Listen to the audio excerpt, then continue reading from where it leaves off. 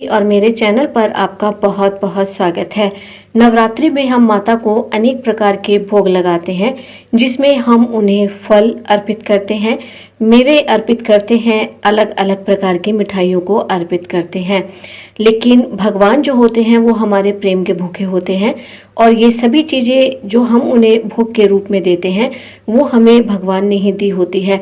और हम उन्हीं के द्वारा दी गई चीज़ों को जब उन्हें भोग के रूप में अर्पित करते हैं तो कई बार हम ये सोचते हैं कि शायद हमने बहुत बड़ा काम कर लिया है और हमने इतनी शान से भगवान को भोग अर्पित किया। लेकिन ऐसा बिल्कुल नहीं है, क्योंकि जो भगवान है वो हमारी पूजा से प्रसन्न हो जाते हैं।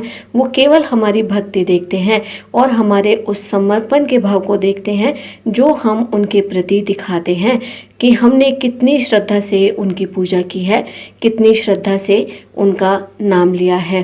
तो अनेक प्रकार के भोग तो भगवान को भोग में दिए ही जाते हैं, लेकिन क्या आपको पता है कि नवरात्रि में केवल और केवल एक छोटी सी चीज़ अगर आप रोज माता को अर्पित करते हैं तो इससे माता बहुत प्रसन्न हो जाती है और हमारे घर परिवार पर खुशियों की बरसात करती है। तो आज हम आपको एक ऐसी ही छोटी सी चीज़ के बारे में बताने जा रहे हैं जो आप पूरी भक्ति के साथ, पूरे समर्पण के साथ अग्नि के द्वारा भोग के रूप में अगर माता को अर्पित करेंगे तो माता आपके ऊपर हमेशा अपनी कृपा दृष्टि बरसाकर रखेगी। तो चलिए जान लेते हैं क्या है वो छोटी सी चीज़। वो छोटी सी चीज़ है एक बताशा और 2 लौंग। लेकिन आपको ध्यान यही रखना है कि ये दोनों ही चीज़ें जो हैं बिल्कुल खंडित ना हो। बताशा भी आपको साबुत लेना है।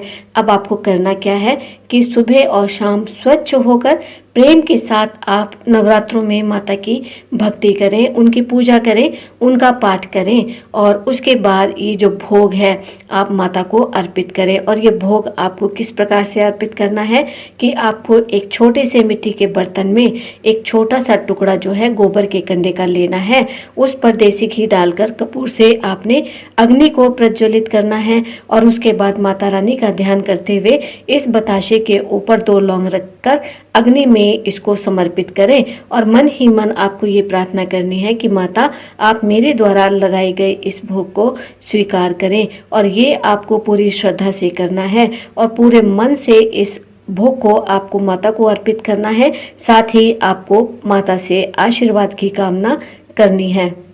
इसके अलावा आपको एक काम और करना है कि आपको रोज एक बताशा और उसके ऊपर लौंग रखकर किसी छोटे से सुंदर से पात्र में, प्लेट में उसको प्रसाद के रूप में माता के सामने रखना है। और उसके बाद आपको इस प्रसाद को खुद से ग्रहण करना है।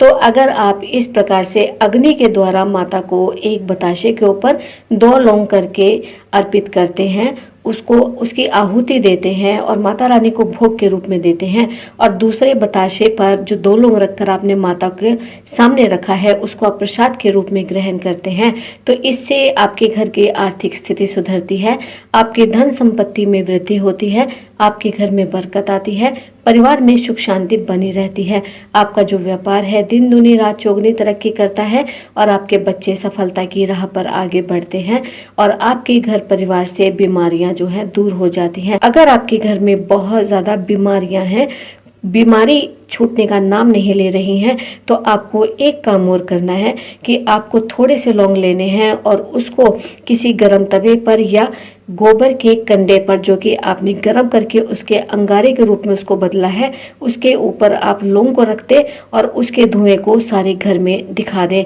तो इस प्रकार अगर हम पूरे नवरात्रि सुबह और शाम एक बताशे के ऊपर 2 लौंग रखकर अग्नि के द्वारा माता रानी को भोग अर्पित करते हैं, और माता रानी के सामने रखे हुए बताशे और 2 लौंग को अगर हम प्रसाद के रूप में खुद ग्रहण करते हैं, लौंग का धुआं पूरे घर में दिखाते हैं, तो हमारे घर परिवार में बरकत आती है, हमारा व्यापार बढ़ता है, हमारे घर से बीमारियां दूर जाती हैं, और हमारे बच्चों के सिर पर भगवान कृपा दृष्टि का हाथ रखते हैं।